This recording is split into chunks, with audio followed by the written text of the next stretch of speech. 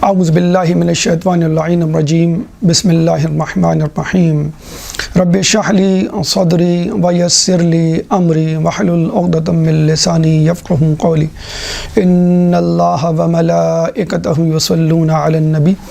یا ایہا الذین آمنوا صلوا علیہ وسلموا تسلیما اللہم صل علی محمد وعلی محمد وعجل فرجہم۔ مقام زہرا سلام اللہ علیہ کے حوالے سے کچھ گزارشات آپ کی سماعتوں کی نظر ہے۔ سب سے پہلے ایام فاطمیہ کے حوالے سے ایک اہم نکتہ جو وحید خراسانی کے توسط سے آپ تک پہنچانا چاہوں گا کہ ایام فاطمیہ ایام محرم سے اس طرح مختلف ہیں کہ ایام محرم میں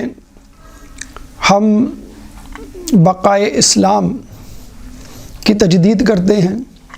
اور ایام فاطمیہ میں ہم بقائے تشیع کی تجدید کرتے ہیں۔ چنانچہ علامہ اقبال کے بقول اسلام زندہ ہوتا ہے ہر کربلا کے بعد اور تشیع زندہ ہوتا ہے ہر ایام فاطمیہ کے بعد، کہ ایام فاطمیہ میں بی بی سلام اللہ علیہ پر ہونے والے مظالم کا تذکرہ، جن مصائب سے وہ گزری ان کا تذکرہ، آپ یوں کہہ سکتے ہیں کہ کربلا کے واقعات ہمیں یزید کو بے نقاب کرنے میں مدد دیتے ہیں، تو ایام فاطمیہ میں بی بی سیدہ سلام اللہ علیہ پر گزرنے والے مصائب یزید کے ان رہنماؤں کی طرف ہماری رہنمائی کرتے ہیں کہ جن لوگوں کی وجہ سے یزید جیسے فاسق و فاجر مسند خلافت پر قبضہ کر کے بیٹھے۔ اس کے علاوہ جو چیز ہم اہم سمجھتے ہیں وہ یہ کہ روز محشر امام حسین علیہ السلام کے مقدمے سے پہلے بی بی سیدہ سلام اللہ علیہ جناب محسن کی شہادت کا مقدمہ لے کر آئیں گی، یعنی بی بی کا مقدمہ امام حسین علیہ السلام سے زیادہ اہم تر ہے۔ اور وجہ یوں بھی ہے کہ بی بی فقط اپنے ہی مصائب پہ نہیں روتی رہی بلکہ اپنے بیٹے پہ ہونے والے مصائب پر بھی روتی رہی، یعنی ماں کا گریہ خود اپنے مصائب پر بھی ہے اور اپنے بچے پر گزرنے والے مصائب پر بھی۔ ایام فاطمیہ اس حوالے سے بھی اہم ہے کہ بی بی سیدہ سلام اللہ علیہ وجہ تخلیق کائنات ہیں۔ آیت اللہ مستنبط احمد مستنبط اپنی کتاب مناقب اہل بیت میں لکھتے ہیں کہ حدیث قدسی ہے، رسول اللہ صلی اللہ علیہ وآلہ وسلم کو مخاطب کر کے لولاک لما خلقت الافلاک، کہ اے رسول اگر تم نہ ہوتے تو میں کائنات تخلیق نہ کرتا۔ پھر خدا فرماتا ہے لولا علی لما خلقتک، اگر علی نہ ہوتے تو میں اے محمد تمہیں تخلیق نہ کرتا۔ پھر اللہ فرماتا ہے لولا فاطمۃ لما خلقتکما، کہ اگر فاطمہ نہ ہوتی تو میں تم دونوں کو تخلیق نہ کرتا۔ چنانچہ ہم سمجھتے ہیں کہ ایام فاطمیہ میں منایا جانے والا غم، ایام فاطمیہ میں تذکرہ کیے جانے والے واقعات سیرت فاطمہ اس حوالے سے بھی اہم ہیں کہ بی بی سیدہ کی ذات مقدسہ اس کائنات کی تخلیق کی وجہ ہے، لیکن اسرار زہرا کو درک کرنا ہر کسی کے بس کا کام نہیں۔ ہم دیکھتے ہیں کہ سورہ قدر میں جب اللہ فرماتا ہے انا انزلناہ فی لیلۃ القدر وما ادراک ما لیلۃ القدر، کہ ہم نے اسے لیلۃ القدر میں یعنی قرآن کو نازل کیا، وما ادراک ما لیلۃ القدر، تمہیں کیا معلوم لیلۃ القدر کیا ہے؟ تو لیلۃ القدر سے مراد بی بی سیدہ سلام اللہ علیہ کی ذات بھی ہے ایک مصداق مفسرین کے نزدیک۔ چنانچہ جس طرح شب قدر کو درک کرنا مکمل طور پہ ممکن نہیں، اسی طرح بی بی سیدہ سلام اللہ علیہا کی ذات کو درک کرنا مکمل طور پہ ممکن نہیں۔ اور عجیب مماثلت ہے اس حوالے سے شب قدر اور سیرت سیدہ میں کہ شب قدر کو اللہ تعالیٰ نے 3 راتوں میں چھپا رکھا ہے، 21، 23 اور 25۔ اسی طرح آپ کی تاریخ شہادت بھی 3 تاریخوں میں پنہاں ہے، یعنی رسول اللہ کی شہادت کے 40 دن بعد ایک روایت کے مطابق، رسول اللہ کی شہادت کے 75 دن بعد دوسری روایت، اور ایک روایت رسول اللہ کی شہادت کے 75 دن بعد۔ اور یہی نہیں بلکہ آپ کی جائے تدفین بھی 3 جگہوں پہ پنہاں ہے، یعنی جنت البقیع، حجرہ رسول اور ریاض الجنہ۔ جو بھی ظاہراً اپنے آپ کو مخفی رکھنے کی کوشش کرے تو اللہ تعالیٰ خود اس بی کو اپنے اسرار میں سے ایک سر، ایک پوشیدہ خزانہ کیوں نہ قرار دے۔ ہم دیکھتے ہیں کہ مباہلہ میں جب بی جاتی ہیں تو بی کے آگے نبوت نے ڈھال بنائی ہوئی ہوتی ہے، اور بی کے پیچھے امامت کی پشت پناہی یا امامت کا جسے کہتے ہیں کہ محافظ پیچھے پیچھے آپ کے ہوتا ہے۔ جب مقدمہ فدق کے لیے جاتی ہیں تو 8 خواتین محجبہ اپنی ہی قد و قامت کی اپنے ساتھ لے کر جاتی ہیں، حالانکہ سر تاپا محجبہ ہیں، لیکن اس کے باوجود اپنے ہی قد و قامت کی محجبہ 8 خواتین، تاکہ لوگوں کو شناخت کرنے میں مشکل ہو کہ ان میں سے فاطمہ کون ہے۔ پھر ہم دیکھتے ہیں کہ جب رسول اللہ نابینا صحابی کے ساتھ گھر میں داخل ہوتے ہیں تو آپ اندر کمرے میں جانے لگتی ہیں۔ رسول پوچھتے ہیں بیٹا اندر کیوں جا رہی ہو؟ میرے ساتھ جو شخص ہے وہ نابینا ہے۔ تو آپ فرماتی ہیں کہ میں تو نابینا نہیں، یہ ہے عظمت فاطمہ، یہ ہے مقام زہرا۔ رسول جب پوچھتے ہیں کہ بہترین عورت کون، تو جواب نہ ملنے پر سلمان فارسی بی کے حجرے کی طرف جاتے ہیں اور دیوار کے پیچھے سے پوچھتے ہیں کہ آپ کے بابا نے یہ سوال پوچھا ہے، اور اس سوال کا جواب دینے سے لوگ قاصر ہیں۔ چنانچہ بیوی جواب دیتی ہیں کہ بہترین عورت وہ ہے کہ جو کسی کو نہ دیکھے اور نہ ہی کوئی اس کو دیکھے۔ زندگی کے بعد بھی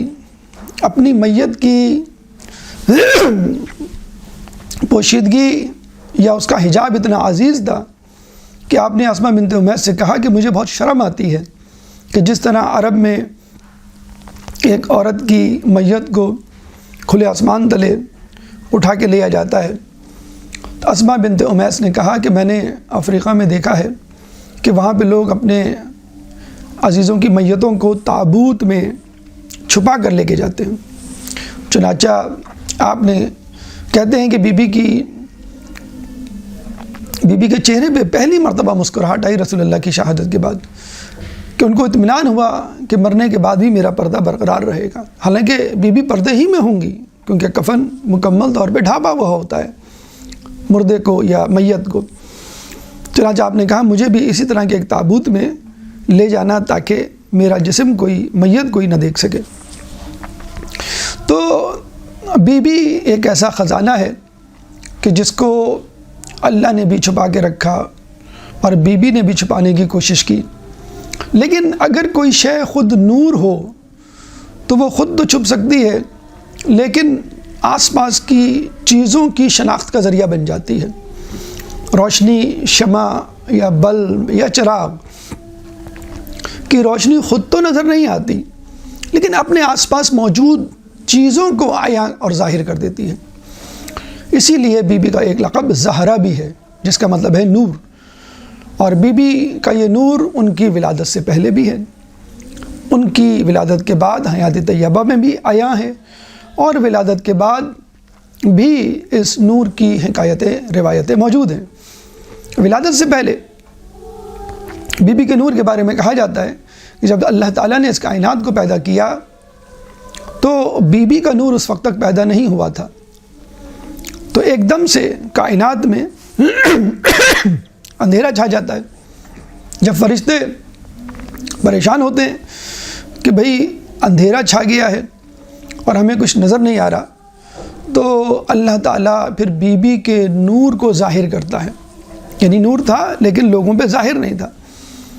چنانچہ جب نور ظاہر ہوتا ہے تو اس نور کی وجہ سے تمام اشیاء ظاہر ہو جاتی ہیں، انوار مقدسہ معصومین منکشف ہو جاتے ہیں، تمام کائنات آشکار ہو جاتی ہے۔ چنانچہ بی بی کا نور وہ نور ہے کہ جس نے کائنات کو منکشف کیا، جس نے کائنات کو دریافت کیا، جس نے کائنات کو آشکار کیا۔ پھر ہم دیکھتے ہیں ان کے حیات طیبہ میں ان کا یہ نور لوگوں کو مسحور کر دیتا ہے۔ ایک دفعہ صبح کے وقت مدینے میں ایک سفید نور سا طلوع ہوتا ہوا نظر آتا ہے رسول اللہ کے گھر کی طرف سے۔ اہل مدینہ بھاگتے ہوئے رسول اللہ کے گھر کی طرف جاتے ہیں اور پوچھتے ہیں کہ یہ نور کیسا؟ رسول اللہ فرماتے ہیں میری بیٹی فجر کی نماز ادا کر رہی ہے۔ پھر یہ لوگ واپس جاتے ہیں، ظہر کے وقت ایک زرد رنگ کا نور رسول کے گھر سے بلند ہوتا ہے۔ لوگ پھر دوبارہ رسول کے گھر کی طرف جاتے ہیں، رسول فرماتے ہیں کہ میری بیٹی ظہر کی نماز ادا کر رہی ہے۔ پھر مغرب کے وقت یہ نور سرخ رنگ کا ہو کر آسمان کی طرف جاتا ہوا نظر آتا ہے۔ لوگ دوبارہ رسول کے گھر کی طرف رخ کرتے ہیں، رسول فرماتے ہیں کہ میری بیٹی مغرب کی نماز ادا کر رہی ہے۔ تو یہ وہ نور عبادت تھا جو بی بی سیدہ سلام اللہ علیہا کی ذات مقدسہ سے نکلتا تھا اور آسمان کی طرف رواں دواں ہو جاتا تھا۔ اور ویسے بھی نماز میں بندہ اپنے خالق سے متصل ہو جاتا ہے، یعنی اللہ کا نور انسان کے اوپر حاوی ہو جاتا ہے، جاری و ساری ہو جاتا ہے۔ چنانچہ ہم دیکھتے ہیں اللہ کی عبادت کرنے والے، نماز شب میں مشغول رہنے والے، نمازوں کو اول وقت انجام دینے والے افراد کے چہروں پہ ایک عجیب نور، تازگی اور طمانینت ہوا کرتی ہے۔ لیکن افسوس کے ساتھ کہنا پڑتا ہے کہ اسی نور کو، جس نور نے مدینہ کی گلیوں کو منور کیا، رسول اللہ کی شہادت کے بعد مدینہ میں نہ رہنے دیا، یہ کہہ کر کہ آپ کے گریے سے ہماری نیندوں میں خلل پڑتا ہے اور آپ کا گریہ ہمارے کاموں میں مخل ہوتا ہے۔ پھر ہم دیکھتے ہیں روایتوں ملتا ہے کہ جنت میں یک ایک روشنی پھیلے گی جو لوگوں کو حیران کر دے گی، اور لوگ کہیں گے کہ بھئی یہ سورج کہاں سے نکل آیا؟ اللہ سے رجوع کریں گے اور کہیں گے تو قرآن میں کہتا ہے لا شمسم ولا زمہریرا، کہ نہ وہاں پر سورج ہوگا، نہ سردی، یعنی نہ گرمی نہ سردی۔ تو فرشتے فرمائیں گے کہ علی اور فاطمہ کسی بات پر مسکرائے ہیں اور ان کے دندان مبارک سے نکلنے والی روشنی سے یہ جنت کی فضا منور ہوئی ہے۔ تو یہ بی بی کی نورانیت تھی جو ان کی ولادت سے پہلے بھی ہمیں نظر آتی ہے، ان کی حیات طیبہ میں بھی ہمیں نظر آتی ہے، اور حیات طیبہ کے بعد بھی روایتیں ملتی ہیں کہ کس طرح ان کی نورانیت افشاں ہوگی۔ کہتے ہیں کہ جب بی بی چاندنی رات میں چاند کے رخ پہ کھڑی ہوتی تو چاند کی روشنی ماند پڑ جایا کرتی تھی۔ تو یہ وہ نور ہے جس کو اللہ تعالیٰ نے اپنے خاص نور سے پیدا کیا۔ اور یہ ایک عجیب بات ہے کہ جہاں بی بی کی تخلیق نور سے ہوئی، خود اب اللہ تعالیٰ اپنے لیے منبع، ماخذ اور ہیئت، ویسے تو اللہ تعالیٰ لیس کمثلہ شیء، کہ اس جیسی کوئی شے نہیں، لیکن اگر مثال دیتا ہے اپنے آپ کو سمجھنے کے لیے کہ اگر تم تصور لا سکتے ہو خدا کا اپنے ذہن میں ممکناً، تو نور کا تصور لاؤ۔ اللہ تعالیٰ سورہ نور آیت نمبر 35، سورہ نور قرآن کا 24واں سورہ ہے، چیپٹر 24 ورس نمبر 35، کہ اللہ نور السماوات والارض، اللہ آسمان و زمین کا نور ہے۔ اور فقط اللہ ہی نہیں اللہ کا رسول اور حبیب بھی نور ہے، وَدَاعِيًا إِلَى اللَّهِ بِإِذْنِهِ وَسِرَاجًا مُنِيرًا، اور اللہ کا داعی، اللہ کی طرف سے بھیجا جانے والا نبی، اس کی اجازت سے ایک سراج منیرہ چمکتا ہوا چراغ ہے، نور ہے۔ تو اللہ نور، رسول اللہ کی ذات مبارکہ نور، اور بی بی سیدہ نور۔ اب یہاں پر یہ فیصلہ کرنا آسان ہو جاتا ہے کہ بی بی سیدہ سلام اللہ علیہا کی ذات کو سمجھنا مکمل طور پہ ممکن نہیں، کیونکہ ان کی تخلیق ایک نورانی تخلیق ہے، وہ زہرا ہیں۔ اسی طرح رسول اللہ کی ذات مبارکہ کو سمجھنا نہایت مشکل، مکمل طور پہ درک کرنا کہ وہ نورانی مخلوقات میں سے ہیں، اور اللہ خود نور ہے، اس کو سمجھنا تو یقیناً ناممکن ہے، بدرجہ اولا ناممکن ہے۔ ہمیں جو حدیث ملتی ہے کہ خدا کو کسی نے نہیں پہچانا سوائے رسول کے اور علی کے، اور رسول کو کسی نے نہیں پہچانا سوائے اللہ کے اور علی کے، اور علی کو کسی نے نہیں پہچانا سوائے خدا کے اور رسول کے،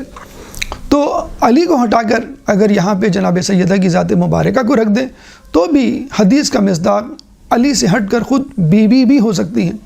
کیونکہ علی اور فاطمہ دونوں ایک دوسرے کا کفو ہیں۔ اب یہاں پہ ایک سوال پیدا ہوتا ہے کہ اگر بی بی کی ذات مقدسہ زہرا ہے، ان کی تخلیق نور سے ہوئی، اور دنیا میں وہ ایک نورانی عبادت، نورانی شخصیت لیے ہوئے تھی، تو ہم کس طرح اس نور سے استفادہ کر سکتے ہیں؟ رسول اللہ کی ذات مبارکہ ہمارے سامنے نہیں، خدا کو سمجھنا ہمارے لیے ممکن نہیں مکمل طور پہ، اور بی بی سیدہ بھی اس وقت ہمارے پاس نہیں، رسول اللہ ہمارے پاس نہیں، یہ تینوں۔ اب ہم کیا ایسا وسیلہ اختیار کریں کہ وہ وسیلہ ہمیں ان نور سے متصل کر دے، ان شخصیات کے درک کرنے میں ہمارے لیے آسانی فراہم کرے؟ تو ہم دیکھتے ہیں اللہ تعالیٰ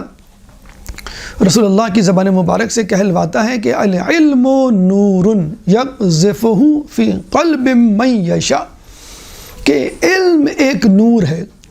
اور اللہ جس کے دل میں چاہتا ہے اس نور کو ودیعت کر دیتا ہے۔ یعنی علم سیکھنے سکھانے سے نہیں آتا، علم اس خلوص، اس ارادے اور اس نیت سے آتا ہے کہ جس کو لیے ہوئے انسان علم حاصل کرتا ہے۔ ورنہ اسرائیل میں پڑھنے والے اور پی ایچ ڈی کرنے والے افراد جو ہر سال 500 کی تعداد میں گریجویٹ ہوتے ہیں یا ڈاکٹریٹ کی ڈگری حاصل کرتے ہیں اپنی اپنی یونیورسٹیز سے، ان کے لیے علم نور نہیں ہے، فقط ایک ملکہ ہے، ایک ایکسپرٹیز ہے، ایک کیریئر ہے، کمانے کا ذریعہ ہے۔ اصل علم وہ ہے کہ جو نور ہو، اور نور کی خاصیت یہ ہوتی ہے کہ وہ راستے کے نشیب و فراز کو واضح کرتا ہے، اور یہ علم جو خصوصیت سے اہل بیت سے منسوب ہے، حلال و حرام کی تمیز سکھاتا ہے، حق و باطل میں فرق کرنا سکھاتا ہے، دین و دنیا کی مشکلات کو حل کرنے کے لیے آپ کو ایک راستہ سجھاتا ہے۔ تو اگر آپ کو بی بی سیدہ سلام اللہ علیہا کی ذات مبارکہ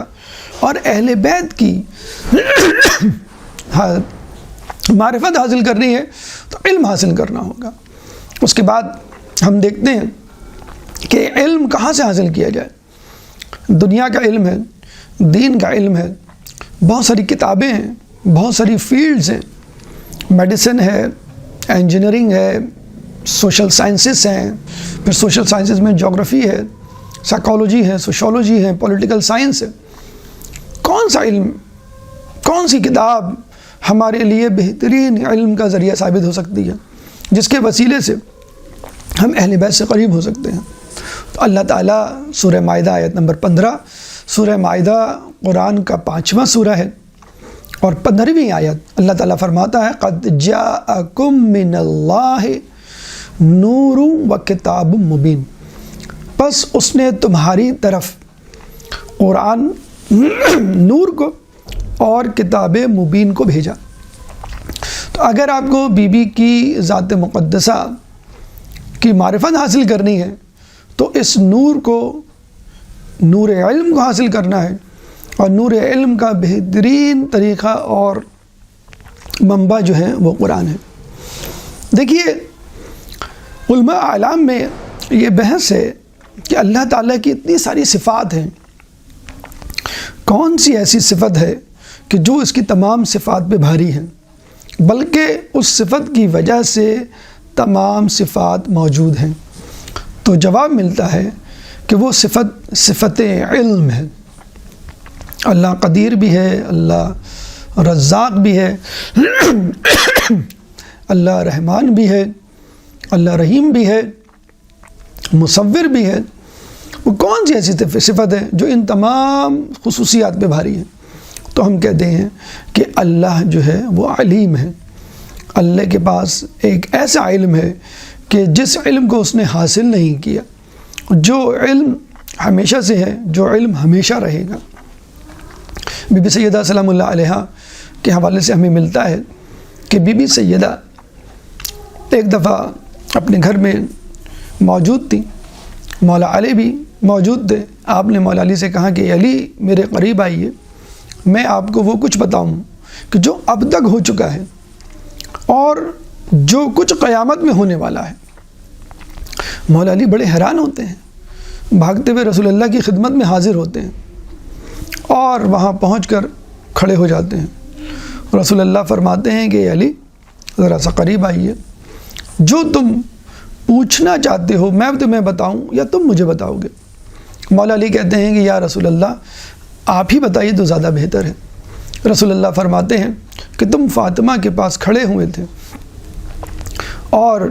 فاطمہ نے تم سے یہ باتیں کی اور اب اس کی تصدیق کے لیے تم میرے پاس آئے ہو۔ علی نے کہا بالکل ایسا ہی ہے۔ اور پھر علی نے یہ پوچھا یا رسول اللہ کیا فاطمہ بھی ان انوار میں سے ہیں، اس نور سے ہیں جس نور سے میں اور آپ تخلیق کیے گئے ہیں؟ تو رسول اللہ نے کہا کیوں نہیں، کیا تمہیں نہیں معلوم؟ بس یہ سننا تھا کہ مولا علی جو ہے وہ زمین پہ گر جاتے ہیں اور شکر الہی سجدہ شکر بجا لاتے ہیں اور اس کے بعد گھر کی طرف دوبارہ روانہ ہوتے ہیں۔ جب گھر پہنچتے ہیں تو بی بی سیدہ فرماتی ہیں علی آپ میرے بابا کے پاس گئے تھے اور آپ نے ان سے یہ کچھ کہا، انہوں نے یہ جواب دیا، آپ نے سجدہ شکر کیا، اب آپ میرے پاس آئے ہیں۔ علی اور بھی زیادہ حیران ہو جاتے ہیں۔ پھر بی بی فرماتی ہیں اے علی اللہ تعالیٰ نے میرے اس نور کو تخلیق کیا اور اس کے بعد اس نور نے ہزاروں سال تک اللہ تعالیٰ کی عبادت کی، پھر اللہ نے اس نور کو ایک درخت میں ودیعت کر دیا،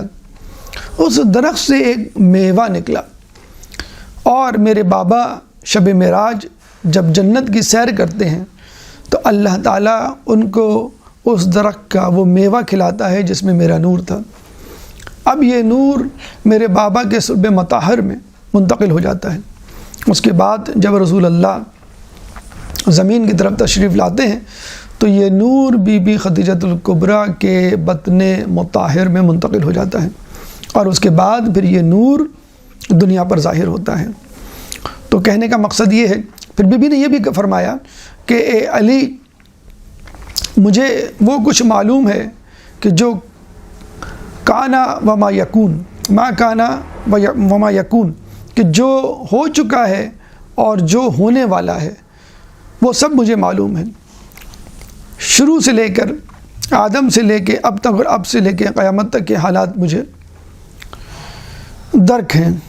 تو مولا علی اس پہ بہت خوش ہوتے ہیں۔ کہنے کا مقصد یہ ہے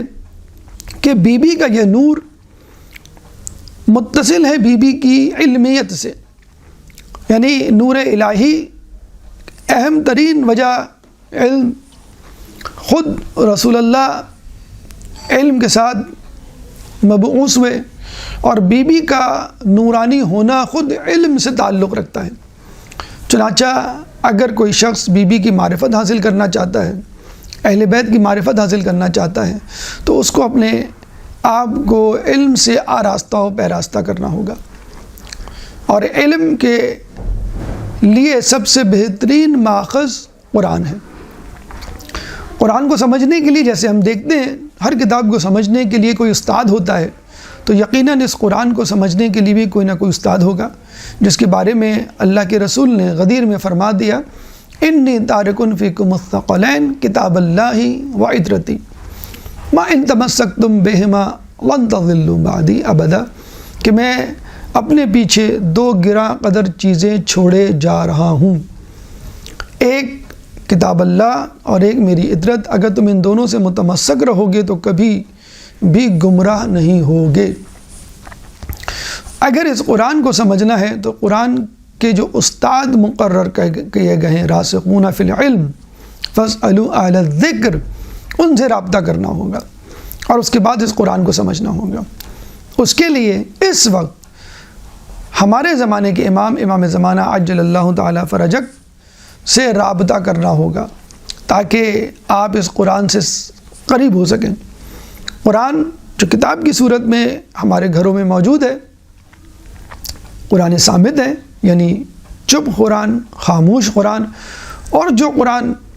اہل بیت کی صورت میں موجود رہا ہے اور اس وقت امام زمانہ کی صورت میں ہے، اس کو ہم کہتے ہیں قرآن ناطق، یعنی بولنے والا قرآن۔ امام زمانہ سے اپنے قرب کو بڑھائیے اور علم کے شہروں میں، علم کی دنیا میں داخل ہو جائیے، کیونکہ امام زمانہ کو اپنی حکومت کے لیے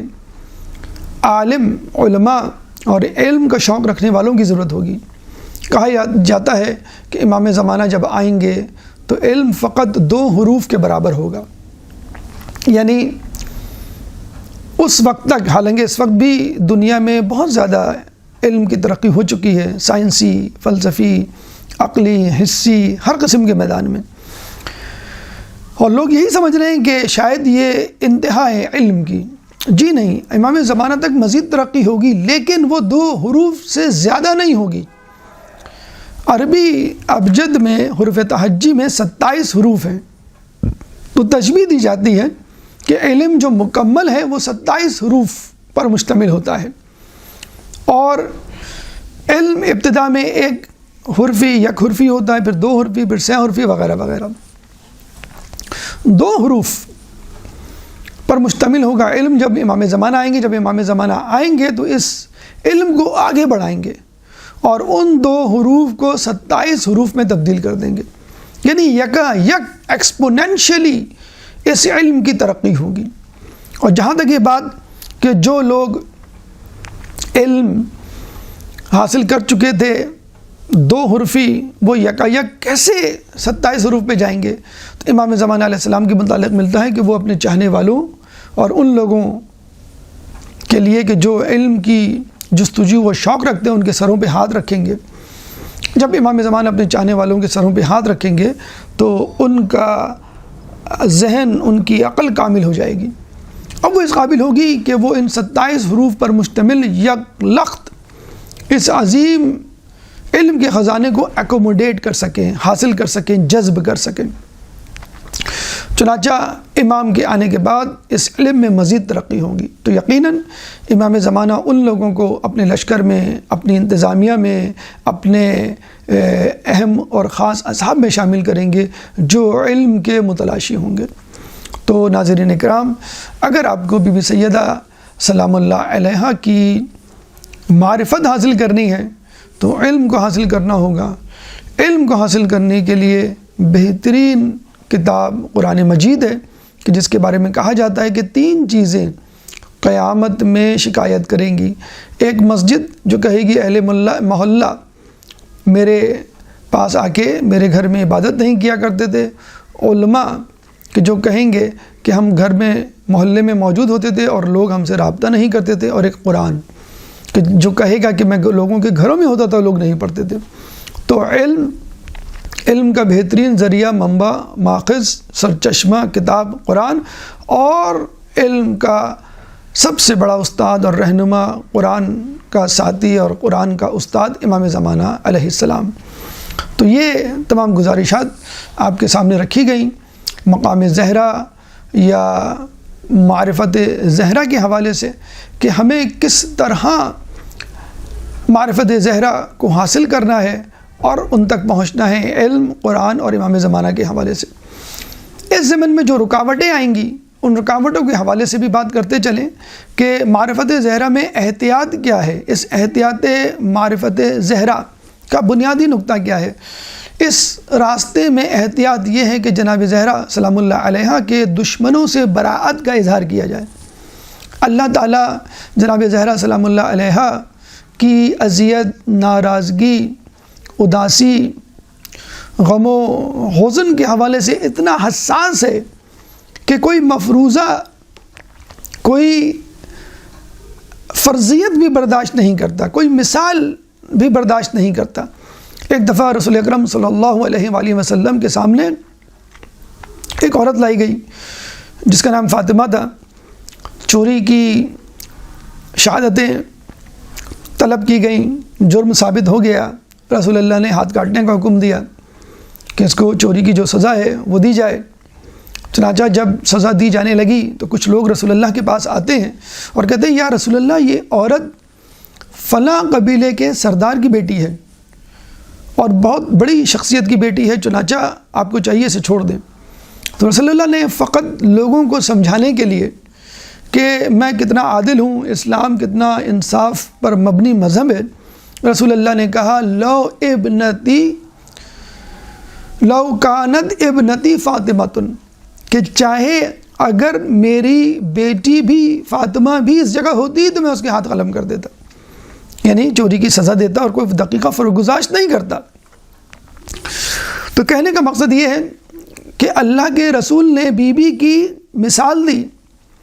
اتنی بڑی مثال بتانے کے لیے کہ اسلام انسان پسندی کا مذہب ہے، اس میں کوئی اقربا پروری اور نیپوٹزم یا کوئی پرچی، کوئی کسی قسم کی جسے کہتے ہیں کہ کرپشن نہیں برداشت کی جائے گی۔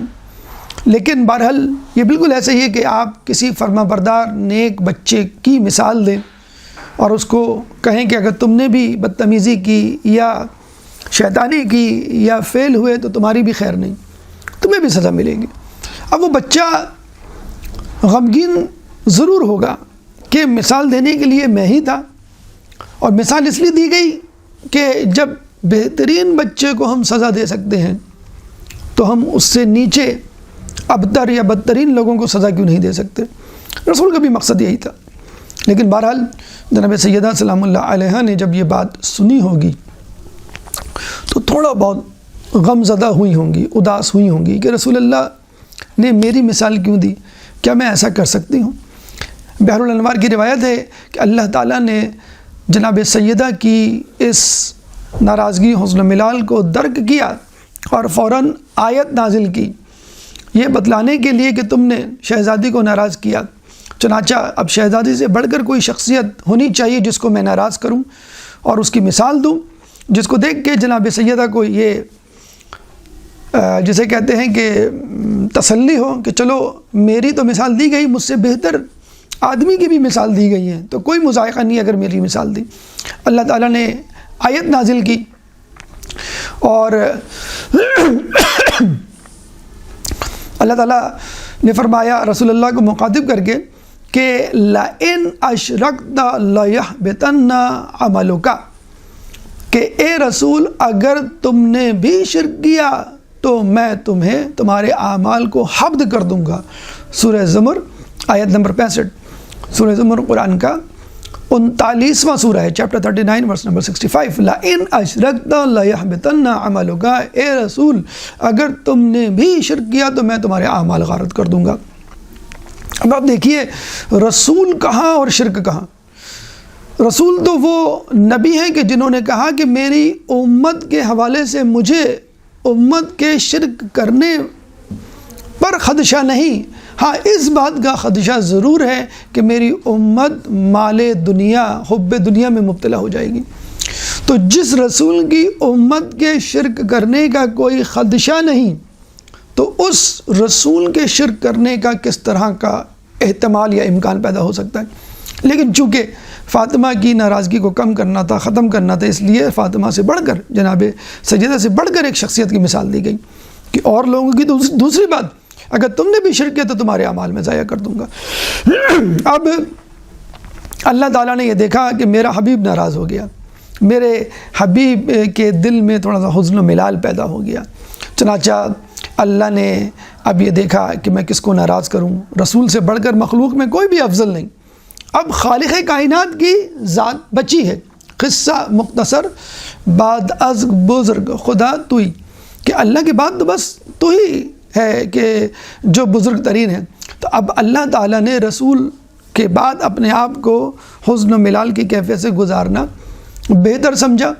اور اپنی مثال دی تاکہ رسول کو تسلی ہو کہ جب رسول اللہ اپنی مثال دے کر اپنے آپ کو حزن و ملال میں مبتلا کر سکتا ہے تو میری مثال دی تو کیا ایسی بڑی بات۔ تو اللہ تعالیٰ فرماتا ہے لو کان فیہما آلہۃ الا اللہ لفسدتا، سورہ انبیاء آیت نمبر 22۔ سورہ انبیاء قرآن کا 21واں سورہ ہے، چیپٹر 21 ورس نمبر 22، کہ اگر اس کائنات میں اللہ کے سوا بہت سارے خدا ہوتے، کوئی اور خدا ہوتا تو اس کائنات میں فساد برپا ہو جاتا۔ تو اللہ نے فاطمہ کی ناراضگی کو دور کرنے کے لیے رسول کو ناراض کیا، اور رسول کی ناراضگی کو دور کرنے کے لیے خود اپنے آپ کو ناراض کیا۔ تو جو خدا اپنے حبیب اور اپنی حبیب کی دختر کے لیے اتنا حساس ہو کہ مثال بھی نہ برداشت کر سکے کہ میری شہزادی کو تکلیف ہو رہی ہے، تو آپ اندازہ لگا لیں اللہ تعالیٰ ان لوگوں کے ساتھ کیا کرے گا جنہوں نے اس بی بی کو ناراض کیا، جس کے لیے اللہ تعالیٰ سورہ احزاب آیت نمبر 57، سورہ احزاب قرآن کا 33واں سورہ ہے، چیپٹر 33 ورس نمبر 57 میں فرماتا ہے ان الذین یؤذون اللہ ورسولہ لعنہم اللہ فی الدنیا والآخرہ وأعد لہم عذابا مہینا، اور جن لوگوں نے اللہ کو اور اس کے رسول کو ناراض کیا، اذیت دی، ان کے لیے اس دنیا میں اور آخرت میں اللہ کی لعنت ہے، وَأَعَدَّ لَهُمْ عَذَابًا مُهِينًا، اور ان کے لیے ایک معین شدہ عذاب جو ان کا منتظر ہے۔ تو لعنت اللہ بھی بھیجتا ہے، اور لعنت اس دنیا اور آخرت دونوں جگہ ہوتی ہے۔ لعنت کے سوا عذاب الگ سے تیار ہے، رحمت سے دوری ابھی سے شروع، یعنی دنیا ہی سے شروع ہو جاتی ہے۔ تو ایسے لوگوں سے کہ جو اللہ کی لعنت کے مستحق ہیں، دشمنان زہرا ہیں، ان سے دوری اختیار کرنی ہے۔ چنانچہ اللہ اور رسول کو ناراض کرنا اس طرح بھی ہو سکتا ہے بلا فصل بالواسطہ، بلا واسطہ، کہ خود ان پر کوئی ایسی دشنام ترازی کی جائے، ان کو ڈائریکٹ کوئی اذیت دی جائے، برا بھلا کہا جائے، یا پھر جس کو وہ عزیز رکھتے ہیں، یعنی اگر کسی شخص کو تکلیف پہنچانی ہے تو آپ اس کو تکلیف پہنچا سکتے ہیں، یا اس کی اولاد کو تکلیف پہنچا کر اس کو تکلیف پہنچا سکتے ہیں۔ جیسے ایک ماں کو تکلیف پہنچانی ہے تو اس کو بچے کو مارنا شروع کر دیں اور اس کو برا بھلا کہنا شروع کر دیں تو ماں کو تکلیف پہنچے گی۔ اسی لیے اللہ تعالیٰ اللہ کا رسول فرماتا ہے فاطمہ تو بضعۃ منی من اذاہا فقد اذانی، کہ فاطمہ میرے جگر کا ٹکڑا ہے، جس نے اس کو اذیت دی اس نے مجھے اذیت دی۔ فاطمہ تو بضعۃ منی، فاطمہ میرے جگر کا ٹکڑا ہے، من اغضبہا فقط اغضبنی، کہ جس نے فاطمہ کو غضبناک کیا اس نے مجھے غضبناک کیا۔ چنانچہ جناب سیدہ کو غضبناک کرنا جناب سیدہ کے بابا رسول اللہ خاتم النبیین کو غضبناک کرنے کے برابر ہے، اور آپ کو غضبناک کرنا اللہ کو غضبناک کرنے کے برابر ہے، اور جو اللہ کو غضبناک کرے وہ اپنا ٹھکانہ حدیث کے مطابق جہنم میں تلاش کر لے۔ چنانچہ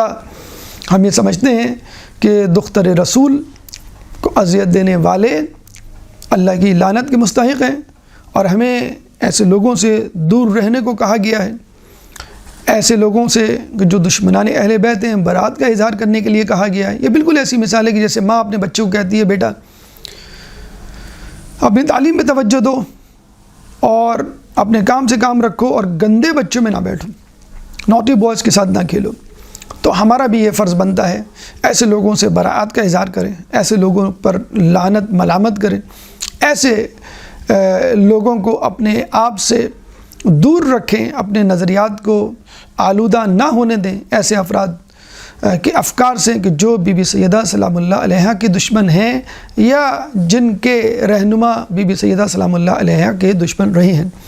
اللہ تعالیٰ سے دعا ہے کہ ہمیں بی بی سیدہ سلام اللہ علیہا کی صحیح طور پہ معرفت حاصل کرنے کی توفیق عطا فرما،